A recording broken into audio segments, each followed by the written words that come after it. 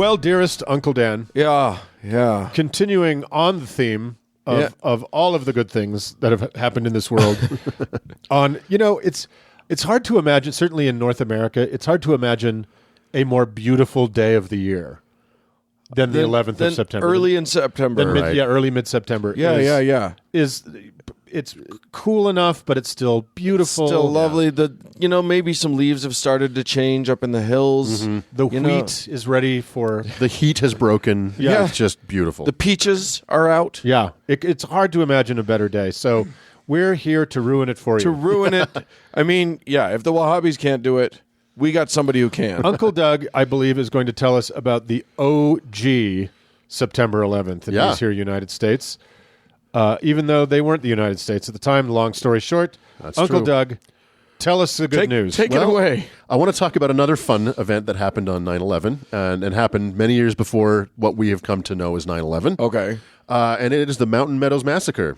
What a fancy name. For all the fanboys out there. Yeah. This is our own homegrown Mormon shit. It is. I've actually been looking forward to this, which sounds wouldn't? terrible. Who wouldn't? Everyone loves a good And let me just massacre. say, I'm sorry we've done two heavy-duty Mormon bloody shit things in a row, but it just happened that way. Yeah. And because this is the anniversary, and I know you want to have all of your Meadows Massacre decorations and traditional cuisine up, you can play this while you're decorating the house with Your Mountain bones. Meadows advent calendar. Your fake Indian slurs, paraphernalia, and your various and sundry covered wagons. and So big fat John D. Lee. a lot of every ex-Mormon has a pretty deep understanding of the Meadows Massacre, and for those of you out there listening to this, I'm glad you said ex-Mormon because so many current Mormons have no idea little about to no this. idea about this, Yeah. and we'll definitely talk about that. But for all of you out there who are big fans of this event, so to speak, you'll understand that there are I had to condense a lot of this history and leave out a lot of this stuff because otherwise it would be a 4-part episode. Wait, you're not just going to read that really thick book to us? Yeah, right, exactly. So if there are things I've left out or things I've had to kind of brush over, please understand it's for time and not for lack of understanding. However, if there's anything that I get wrong in this segment, I definitely don't want to hear from you. So most of what we'll talk about comes from Will Bagley's seminal work, The Blood of the Prophets, which is a really great book. I honestly recommend it, even though we're going to talk a lot about what happens. It is so detailed and interesting. And that book itself stands on the shoulders of Juanita Brooks' 1950 work, The Meadows Massacre. Right. But so much forensic work has been done and so much documentation has come out since that you really have to read Will Bagley's book. And I recommend it. So, all right. Here we go. Launch it. Okay. Let's light this rocket. I'm so excited. The Meadows Massacre was the culmination of a 5-day siege by southern Utah Mormons against a wagon train from Arkansas heading to California, in which around 120 men, women, and children were gunned down and hacked to death in cold blood. It was a pivotal moment in the settling of the West and remains one of the biggest blemishes on the Mormon Church to this day. And that's the Meadows Massacre. Thanks for sharing. We All did right, it. guys, goodbye. Moving on. So there's a lot of history we got to cover, and we'll do it as quickly as possible. But you really do have to set the background for this event because the background really informs what happens so much. Because this was also one of the most tragic, in the wrong place at the wrong time moments in American history. Right. So we'll go back to kind of start the narrative in 1838 with what was called the Mormon War at the time, which was a series of skirmishes that took place between Mormon settlers and Missouri natives over kind of how Mormons ran their operation at the time. They just were not very good at getting along with their neighbors. So They were bad neighbors. they were they would flood into counties. They would run the ballot. They would take over county seats. They were hard to get along with. Not excusing any violence that took place against them, but they were not the easiest neighbors. Joseph Smith would take out massive loans. Yep. And then never pay them back and fuck over the banks. I and mean, fuck over the it was locals. basically Wild Wild Country. Totally. Part 1, Totally. where this flood of one of a weird sect of Christianity would just take over like an entire county, and they'd vote as a block, and they'd just sort of ruin everything. Exactly. Yeah. So the Mormon War culminated in October 27th, 1838, when Governor Lilburn Boggs issued Executive Order 44, subsequently known as the Extermination Order, which read in part, quote, "The Mormons must be treated as enemies and must be exterminated or driven from the state if necessary for the public peace. Their outrages are beyond all description." No, we shit on the Mormons a lot, but fuck that. But damn. Yeah. Exactly. That's some hardcore shit right there. That's cold. Yeah. Not very nice. No, and one thing leads to another. 3 days later, the Hans Mill massacre occurred, where a Missouri militia attacked a Mormon settlement and killed 17 people. So it became very clear that Missouri was no place for Mormons. They fled across the Mississippi River to Nauvoo, Illinois. That's on the license plates, isn't it? Missouri, no place for Mormons. So this will come into play later in the story. The next kind of important thing that happened again in Missouri was Joseph Smith's death. As the church was constructed at that time, it was never going to get along with its neighbors. It just couldn't. And so the last die was cast in June of 1844 when Joseph Smith and his brother Hiram were killed by a mob, consisting, at least in part, of ex-Mormons who were fed up with his incompetence, corruption, and perversions. Yes. So by that, Doug means fucking their daughters. Yes, exactly. just so to be clear. It's a story for another day, but one of the people in that room at the time was John Taylor, who was shot 5 times but survived and became the 3rd president of the church when Brigham Young died. And he was the most badass. Let's just put it out there that like you get shot 5 times and you live to tell the tale. Yeah. That's some hardcore shit. Yeah, right I mean, there. you should die not just from lead poisoning. Right, exactly. So, again, there's no love lost between the state of Missouri and the Mormon church at the time. The next piece in the puzzle we need to talk about is a guy named Parley P. Pratt. Triple P. Parley Parker Pratt. He joined the church in September of 1830, which was, months after its formation. Yeah. He became one of the staunchest and influential members of the church. He was one of the most successul missionaries they ever had. The top of the pyramid scheme. Yeah. His downline was amazing. He is sometimes referred to as the Apostle Paul of Mormonism. So that's nice. Yeah. The statue that is dedicated to him, or I guess his statue, I should say. Over in the foothill area. It's like 100 yards from my house. Yeah. And it's the statue of this svelte, handsome man looking off into the distance. Wait, where is that? It's right on the corner of 23rd East and Parley's Way. Oh. Yeah, and he's got his own canyon. That's right next to the canyon that they named after him. And he was not a svelte man. He was not. He was a portly man, which again is not a problem, but it apparently was for the statue makers. Well, statuary is the art of flattery, Doug. Just remember that when I die. The statue of Uncle Mark. Well, that'll be a problem because you're of the 3 of us, you're the visual artist. So the statue that we come up with will not be good. But unfortunately, he will be the first to die. Yes, of course. Just make sure that you put it in the Albertsons parking lot next to Parley P. Pratt, which is where it is. Oh, that's right. I know where that is. Okay, yeah. I got you. All right, so Parley P. Pratt met an already married woman in San Francisco named Eleanor McLean in 1853 or 54. He baptized her and made her his 4th or 12th plural wife, depending on the account. This did not sit well with Hector McLean, who was a Scottish immigrant and already married to Eleanor. Oh, God. A Scottish immigrant, so therefore notorious boozer and wife beater. Yeah. These are my people. Yeah. So Parley went on another mission to the East Coast in 1856.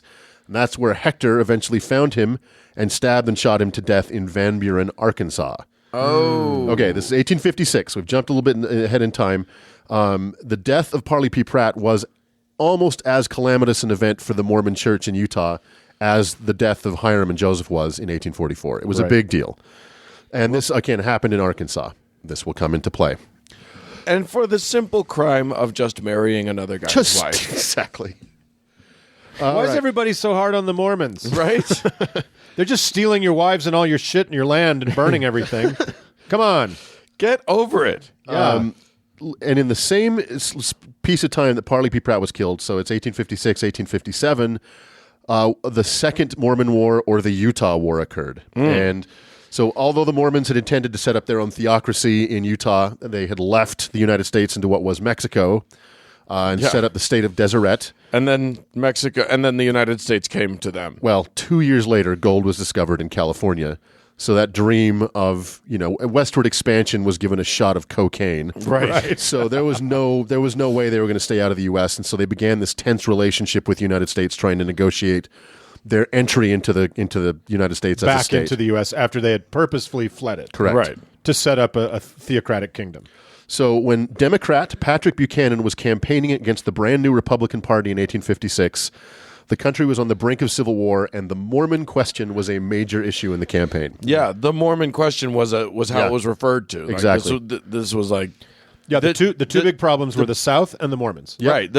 America's two... What do you call it? The twin something of barbarism. A plank in the Republican Party platform was to, quote, prohibit in the territories those twin relics of barbarism, polygamy and slavery. Yeah. So Buchanan wanted to take that issue off the table, so he campaigned on taking a hard line on the Mormons. And when he was inaugurated in May of 1857, tensions between the Mormons and the federal government reached a crisis point. He was going to build a wall. Build a wall. Beautiful. You sound like the Godfather. Yeah. Don Corleone, Trump. Several federal appointees left the territory of Deseret at the time because they were fearing for their own safety. Brigham Young was threatening martial law. So at that point, Buchanan dispatched an expedition of U.S. troops to Utah to bring the Mormons to heel. It took them several months to get here, but the fact that they were coming kind of drove the Mormons into a hysteria. Settlements were abandoned, outposts were burned lest they fall into the hands of the federal troops. Did a scorched earth thing. Yeah. And Salt Lake City entered kind of a siege mentality. So the lay of the land in Utah at the time was a population of religious fanatics in near open rebellion against the federal government, spun up into a frenzy because of the impending invasion, and full of hate for anyone specifically from Arkansas or Missouri. Right. Although they did not know This should go well. Yeah, right. There's nothing... I can't see any problem here. This was the most dangerous place and dangerous time on earth for the Baker-Fancher Party to enter. So let's talk about the Baker-Fancher Party. This group of pioneers left Arkansas in April of 1857 for the overland trek to California. The two primary families in the group were the Baker Party, led by Captain John Twitty Baker, and the Fancher Party, led by a seasoned expeditioner named Alexander Fancher. Several smaller groups joined the party, including somewhat, no one is exactly sure of this, a couple smaller parties from Missouri. That may or may not have been true, but the rumor of it would turn out to be very bad. Important. Yes. Yeah. It was one of the wealthiest trains to ever make the crossing. The group had over 1,000 head of cattle, tons of horses. Oh, wow. Their wagons were top of the line. They brought tons of currency and possessions with them. It was basically one very wealthy group of people in the East moving to join their other very wealthy group of people in the West. You'd think that if they had that much money, they would just fly. But Yeah, right. Come on. Why didn't they? Just pony up. So they arrived in Salt Lake City on August 3rd or 4th of 1857. And as with all previous expeditions making this overland trek, the plan was to resupply in Salt Lake City. That was what everyone did. Right. You brought enough to get you to Salt Lake City. You bartered for your supplies, and then you did the last really, really difficult part through the Mojave Desert. And Salt Lake City was, it was great for that. It was perfect. set up for it. They had It was an established city with all the things. Well, and it was like the only established city for blah, blah, blah, blah, and it was nearly the only source of income for the Mormons at the time. Right. I mean, this was and they needed it. They needed it. But These wagon trains were like the best thing that happened here. Exactly. However, the origins of this wagon train preceded them, and no one in Salt Lake City would barter with them. Yeah. And they got here, and they had no idea what they were walking into. They got here, and nobody would talk to them. Why would they suspect anything other than we'll just do what everybody's been doing? Exactly. So, I mean, they not only would barter for parts for the wagons and food and provisions, they bartered for new clothes. I mean, their clothes would be rotting off of them by this point. And everything. Yeah. I love the idea that, this was the one time in history when everybody was like, when there was a whole group of people who were like, fuck Arkansas people. Anyone from Arkansas, I just hate them. Yeah. Well, it's also probably the only recorded time in the history of Mormondom that they refused a buck. Yeah. That they decided, no, let's not make money off this. That's the real tragedy. Yeah. So after several days of confused desperation, the Baker-Fancher party left Salt Lake and headed south. Their plan... So they were unprovisioned. They were just fucked. They were in a bad way. Yeah. Because there's no going back at this point. Right. Little did they know they wouldn't need that much. Exactly. Right? They saved a lot of money. Yeah, sure. That's what I'm saying. That They is saved a lot one of way to money. look at it. Yeah. Every silver lining has a cloud. So their plan was to head down to southern Utah to a place called the Mountain Meadows, very close to a town called Cedar City. This was a well-known place. It was like the last stop. It was this verdant mountain valley. There was water. There was tons plenty of water. grass. There was grazing. game. Yeah. And all parties stopped there and kind of, fattened up their calves one last time. But for the Fancher party, this was like their last. They had to get everything they needed there. Right. So they headed down there. Now, after leaving Salt Lake City, the Baker Fancher party found themselves in a profoundly hostile region. They were harassed by Mormons all the way down. They would find no help from the Indian tribes along the way because almost all the Indian tribes were allied with the Mormons. So they didn't want to trade with them. How messed up is it that your trek across the West, like you're looking for help from the Indians to save you from the Mormons? Yeah, Totally. Go back to Arkansas. Yeah, dude. no At doubt. that point, something's gone really wrong. So it was during this journey that a series of what would turn out to be fatal rumors began to swirl around the party. The Mormons along the route claimed that the immigrants bragged loudly that some of them were present at the death of Parley P. Pratt, and the widow even claimed that she recognized some of them. Now, that's utter bullshit. Utter bullshit. These people she was in Salt Lake City when he was killed. And also, these people probably had no fucking clue who Parley P. Pratt was. No, not at all. Right. They have no idea what's going on. Right. They don't know the politics they've walked in. Right. Another rumor that swirled around them was that some of them were from Missouri and were present at the assassination of Joseph and Hiram Smith. Of course. Bullshit. And again, some in the group were the Missouri Wildcats, which was the militia responsible for the Hans Mill Massacre. Bullshit. This is such craziness because that means what this means All the bad guys got together. is that like Right. one rumor, it's like the world's worst game of operator. Sure. Where somebody had to get on a horse and ride fast to the next county, Right. and say, "Hey, guess who's coming?" Did you hear? And then somebody else got on a horse, and by the time it got all the way down to Cedar City, it was like Satan himself has gathered up all of the minions of hell, and they're all coming in wagons. A true precursor of social media. And again, classic of the Mormon mindset. All they had to do was think this thought all the way to the end, and of course they refused to do it. Of course. If these people had done that, if the people in the wagon train had been involved in these murder of a prophet, Yeah. and they knew the significance of passing through a Right. non-American territory completely controlled by a lawless, theocratic, but secret police force. right. Oh, yeah, let's go through there. Yeah. Makes all the sense in the world. Well, exactly. And finally, there was another persistent rumor that the Baker Fancher party was poisoning wells and dead livestock along the way. Right. And Classic. Some Classic. Indians even got sick and died from the poisoned meat and fouled water. Classic. Now, I mean, it's laughable. These guys were traveling in this totally, dangerous territory. They were under-provisioned and wildly outnumbered. So what do? You pick a fight. Right. Yeah, Come on. exactly. All right, so the rumors started to swirl, and it got up to kind of a boiling point in Cedar City. And again, the settlers had no idea any of this was happening. So in Because Cedar nobody would talk to them. right, exactly. Yeah. In Cedar City, the Mormons began to discuss what to do with the troublesome immigrants. Chief among this group of people were John D. Lee, Major John H. Higbee, Isaac C. Haight, and Bishop Philip Klingensmith. And there were a lot of people that were involved in this, but these are for kind of the most Two of those noteworthy names guys. were mentioned in our Blood Atonement segment. Yeah, exactly. Yeah. And you go ahead and spell hate however you want to. Yeah. It's H-A-I-G-H-T, and I believe it's pronounced hate. Yeah, I think Because so we have too. local hate still. Yeah, there's a lot A lot of local of hate. hate in Utah. All right, so John D. Lee, particularly, was the adopted son of Brigham Young. He had 17 wives and over 60 children. The name Lee in Utah is still enormous. Oh, yeah. He would end up being the only person held accountable for the massacre, mostly because of the testimony of Philip Klingensmith, who turned state's evidence much later. So, and then another factor in this is they had just been visited by Apostle George A. Smith, who was the first cousin of Joseph, and one of the most strident and anti-federal Mormons of the time. He had been on a tour visiting all of the southern Utah settlements, inspecting their preparations for war, and giving these shockingly seditious sermons. So many think it was his implicit or explicit. And did I mention he was an apostle? Yes. I did. Okay.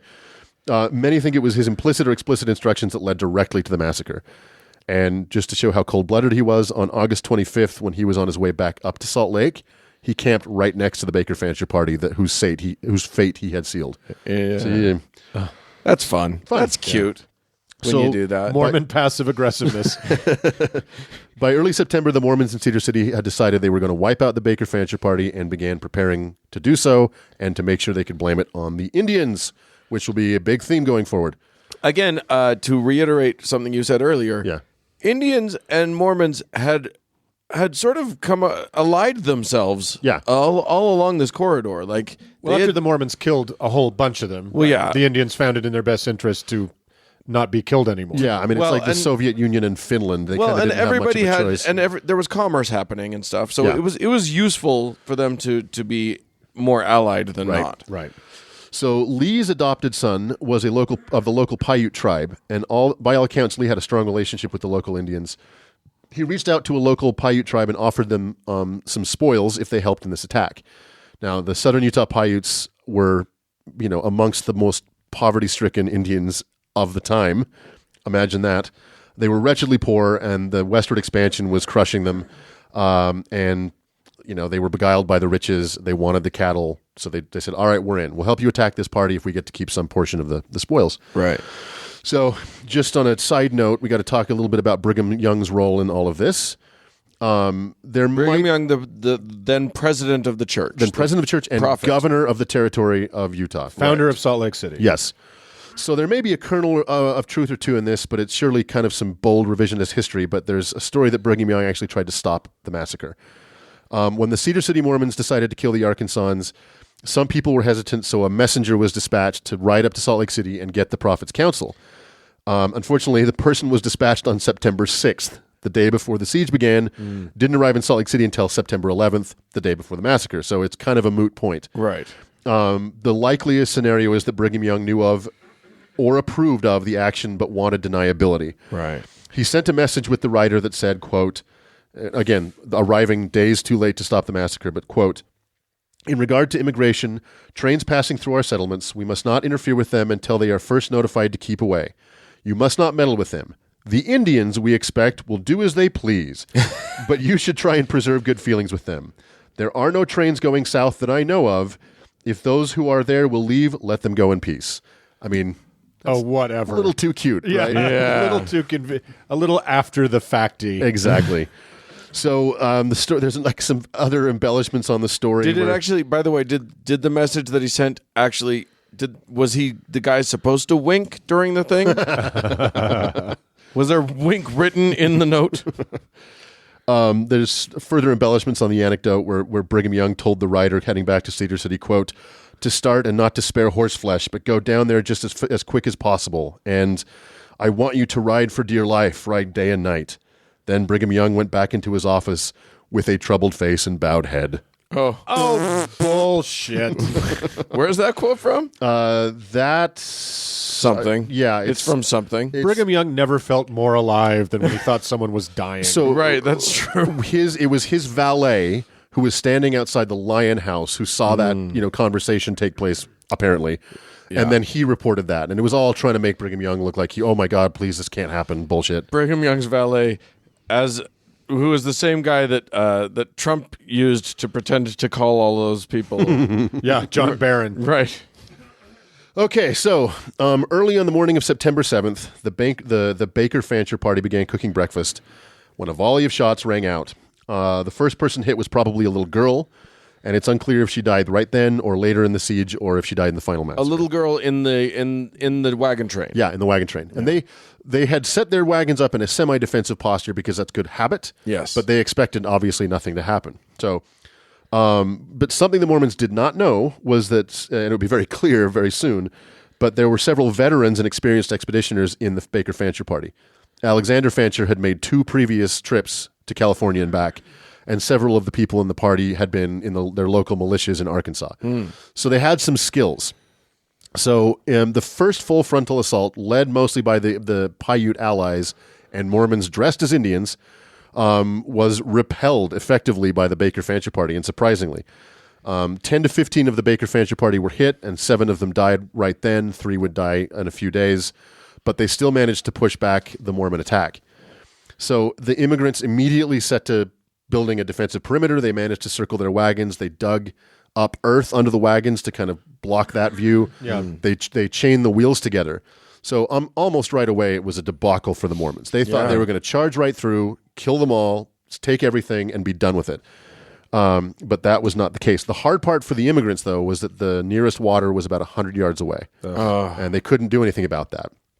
So the Paiutes were meant to be the tip of the spear, incur the casualties, and make it easy for the Mormons to do this.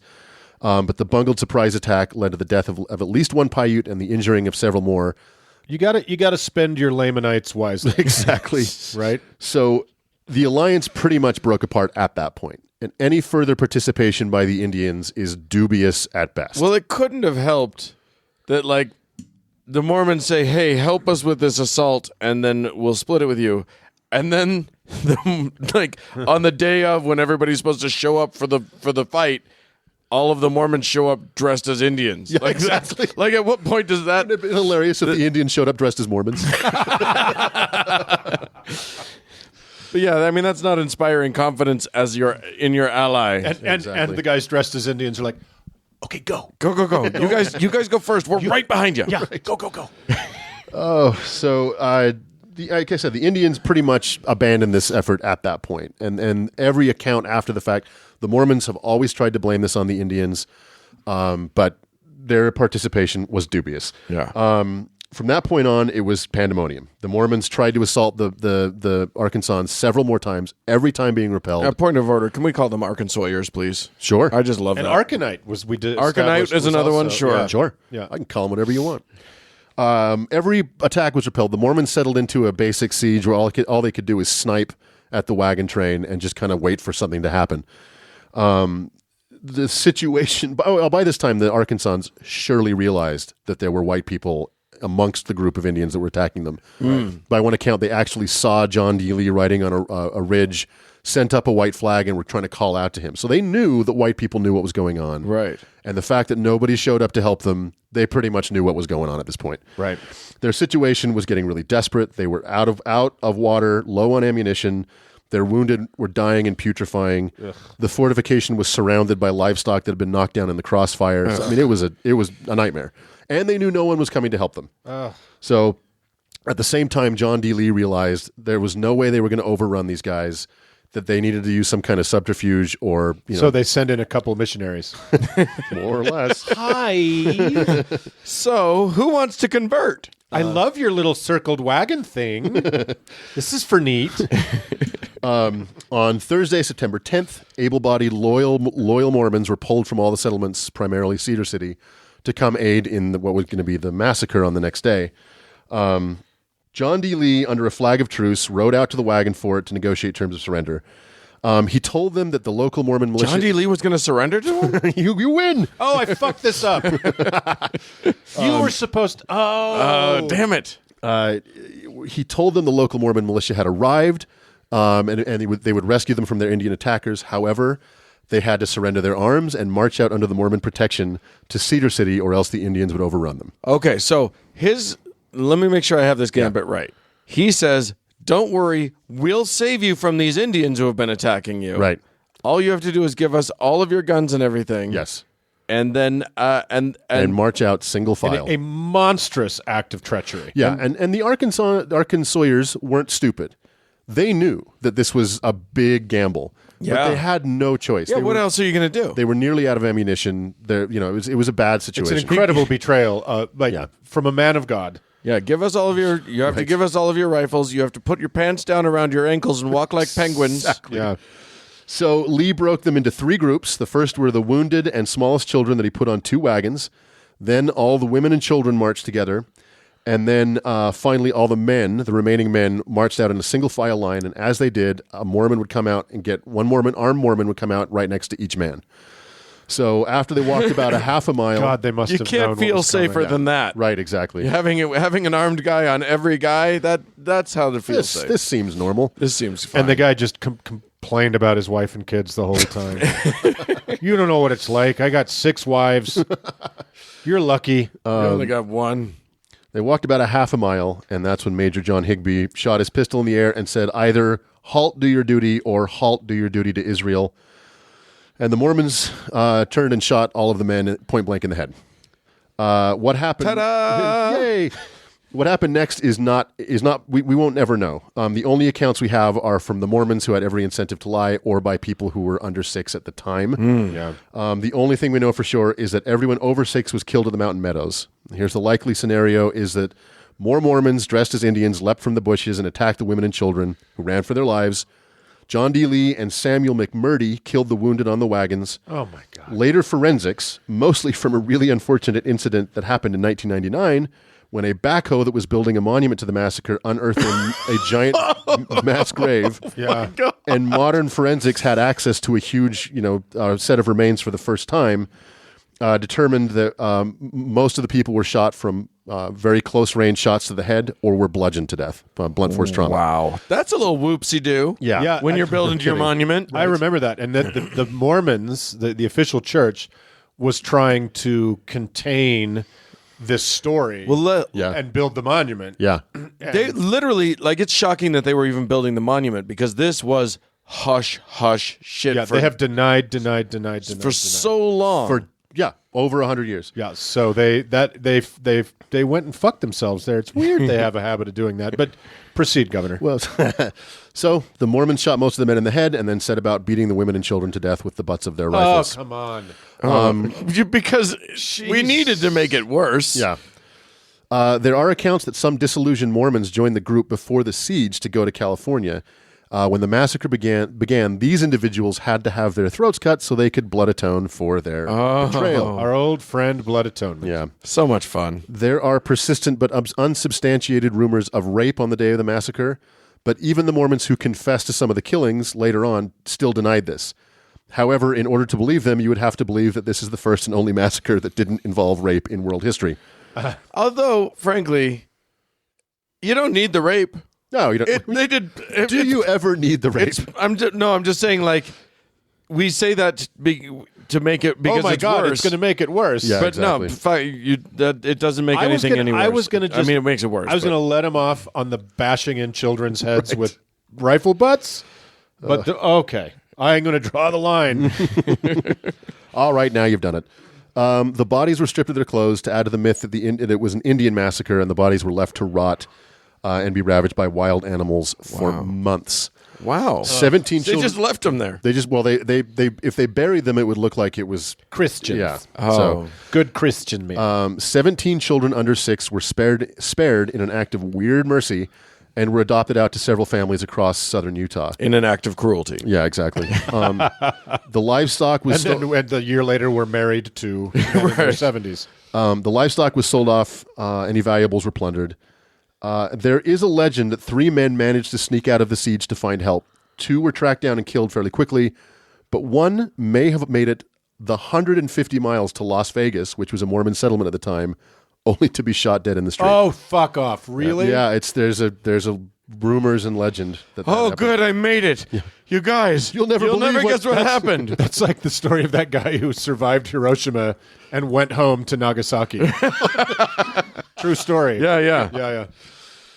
Word of the massacre spread with astonishing speed for the time. Other immigrant parties arrived in the Mountain Meadows not long after to find human limbs scattered all over the place, chunks of human hair in the sagebrush, and wild animals feasting on the remains.